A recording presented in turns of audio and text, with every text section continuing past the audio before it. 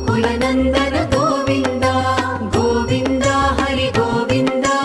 गोकुलनन्दन गोविन्द नित्य निर्मल गोविन्द मिलमेघ श्याम गोविन्द पुराण पुरुष गोविन्द पुण्डरीकाक्ष गोविन्द गोविन्द हरि गोविन्द गोकुलनन्दन गोविन्द गोविन्द हरि गोविन्द गोकुलनन्दन गोविन्द नन्दनन्दन गोविन्द नवनीत चोर गोविन्द